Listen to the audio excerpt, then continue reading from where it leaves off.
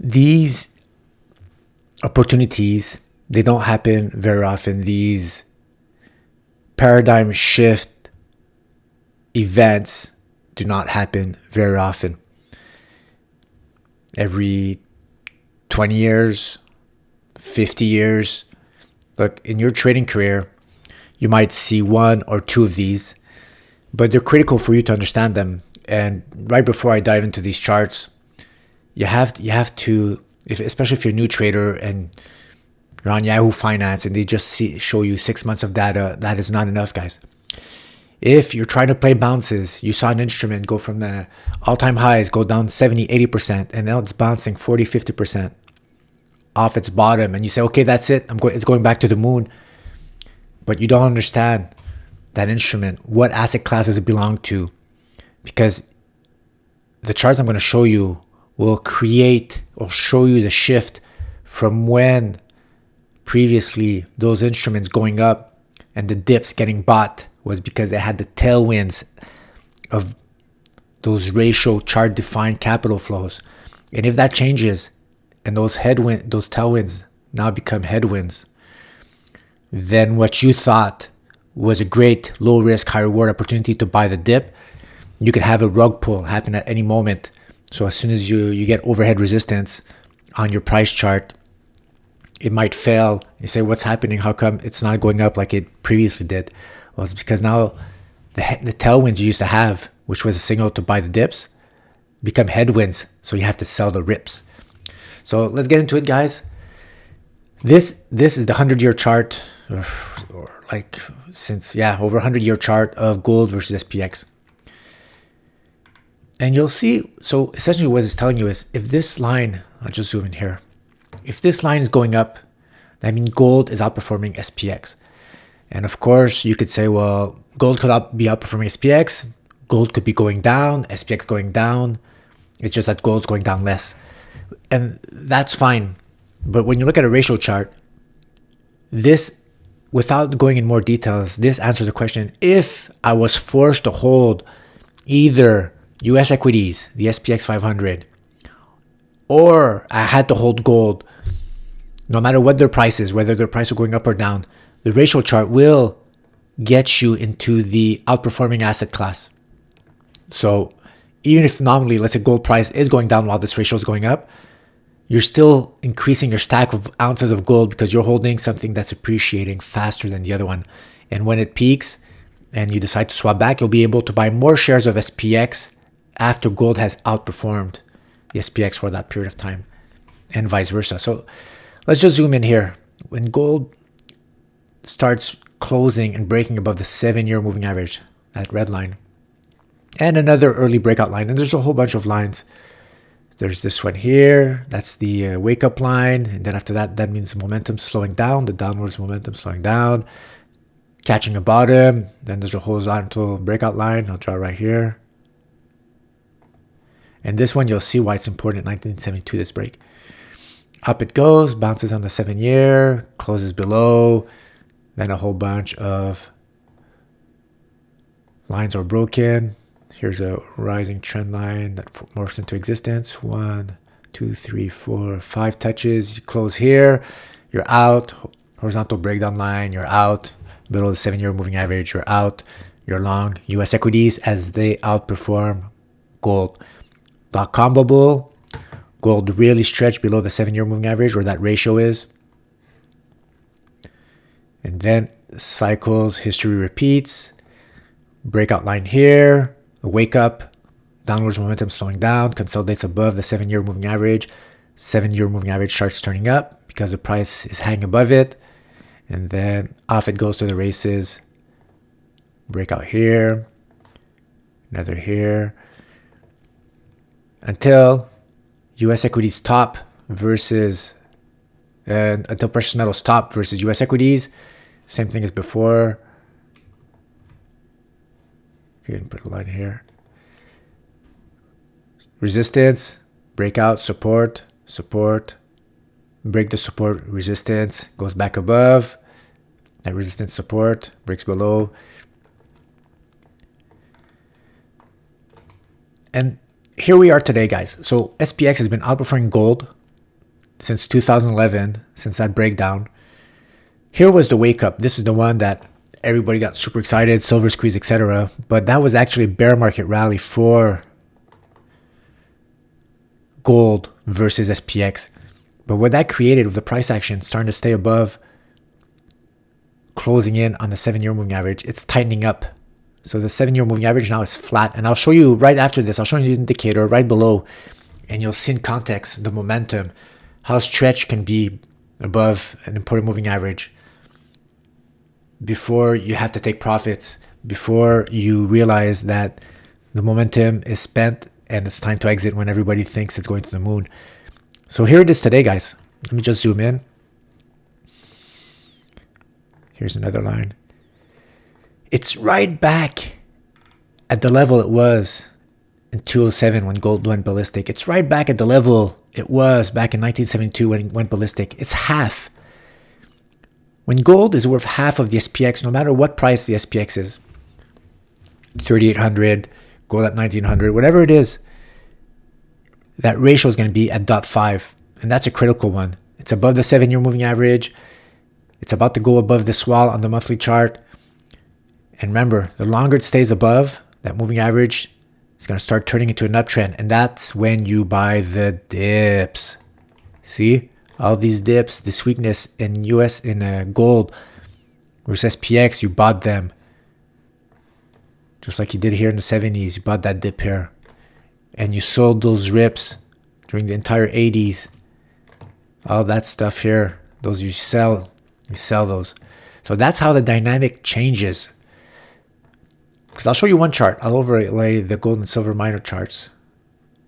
New price scale. Reset chart view. Look at that. This is the gold and silver miners, the index. It's the oldest one, the ASA, since 1967. And look how well it tracks the capital flows as defined by gold versus SPX. Look at that. These are miners, guys. These are CEOs, different companies, different fundamentals. Some are scams, some are not. Some are perform better than the others. They are not gold. They are not SPX. But their price tracks the ratio of gold versus SPX, the capital flows as defined by those two major asset classes battling out. That's what it tracks. Look at that. It's incredible. So you don't need to know fundamentals. You don't need to have a thesis. All you need is to understand the gold versus SPX chart. If you focus your time on understanding, are we in a paradigm shift? Is the tailwinds became headwinds? Are we breaking out? Are we above a 7-year moving average inclining, which doesn't change very often? Look here, the entire 1940s, 50s. Look at that. To perfection. These rips. You sell them in favor of US equities until the momentum starts turning. When these events happen, you got to know. If you don't understand what's happening here, you're a dead man walking, because your strategy that worked in that downtrend when SPX was outperforming gold, it changes. It changes once you're above here. This one was really deep. Here, you got 2 shots. It's happening again, guys.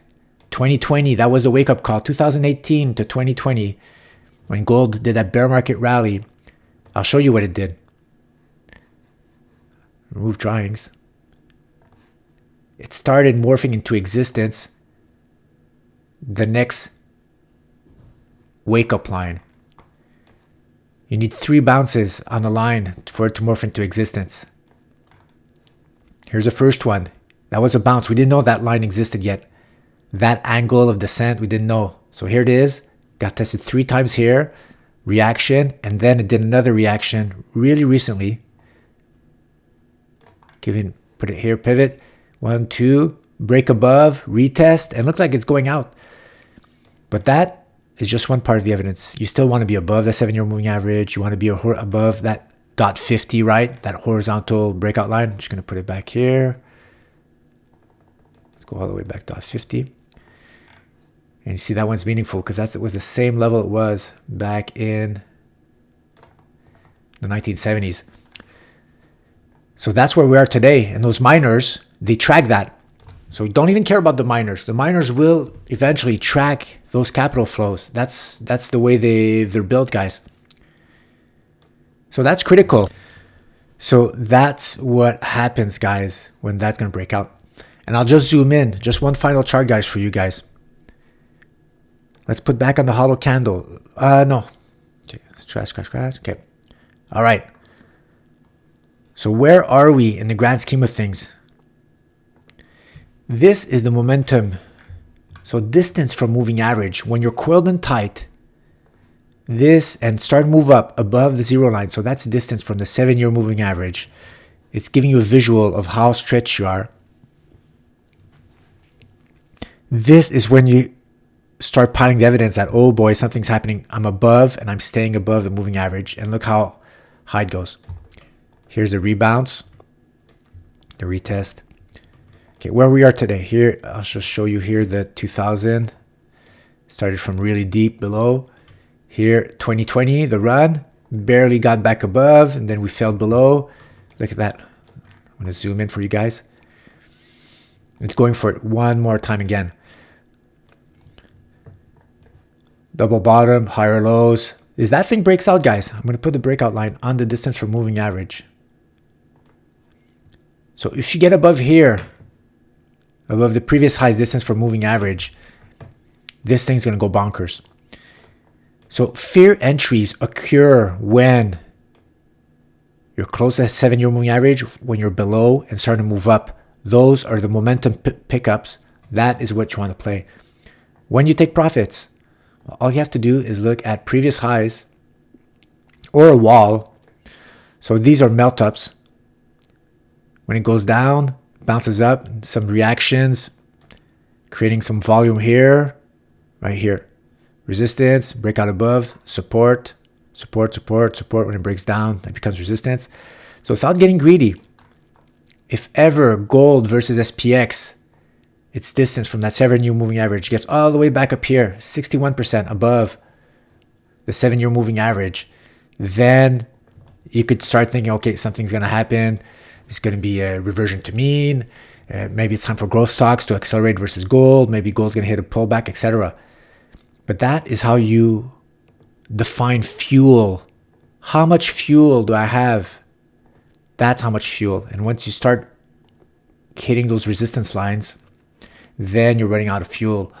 And then you have the probabilities of continuing up slow down. And then you have to start really looking at the price chart. Where am I going to be? Am I going to be, depending how fast it goes, here's the next wall, guys, right? That huge topping pattern. Support, resistance, support, now becomes resistance. So if ever, now SPX, you get the 1-to-1 with gold. So no matter where SPX is, so let's say SPX is at 4,000 and gold is worth 4,000, then gold might be due to cool down a little bit right there. So that's how you use those capital flows. And I'll just do another one. I have to do the silver chart for you guys right here. I'll add silver on that.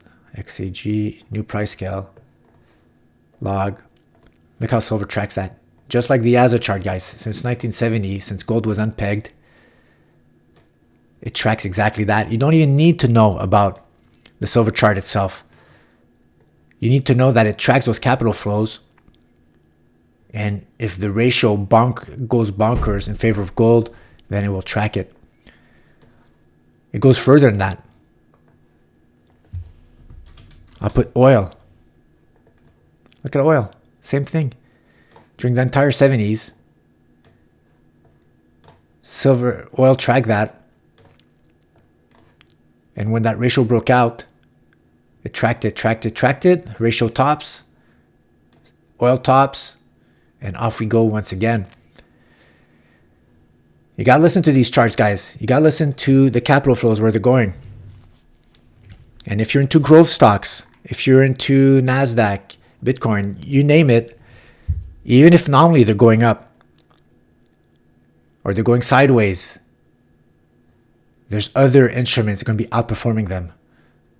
All the ones I showed you, they have the tailwinds in an uptrend like that. You see your oil getting bought up. I'll put a uranium stock here. because I have a lot of that at Cameco. Look at Cameco, how it tracks that to perfection.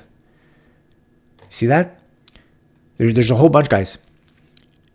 If your chart pattern of your chart looks like the gold to SPX ratio, then if the gold to SPX ratio breaks out, the instrument you're looking at has a high chance of also moving upwards. All right, guys, that's it. Don't forget, we're partners with Kinesis. Use the referral link in the description and open an account with them. You'll get buy some physical silver also with them. You could use their Visa virtual card, put in your PayPass, buy some stuff with that. Kevin's been using it in England there for a while. Works great. So look, hopefully, guys, you get to see the big picture. We're at paradigm shift events. And if you're a new trader and you haven't looked at this 100-year chart and seen these macro capital flows shifting, you could be in trouble. Use this to your advantage, guys. The charts are there. They're objective. They're free. Anybody can look at them. There's no hidden agenda. It's just what it is. It's a price chart, guys. All right. Thanks for watching.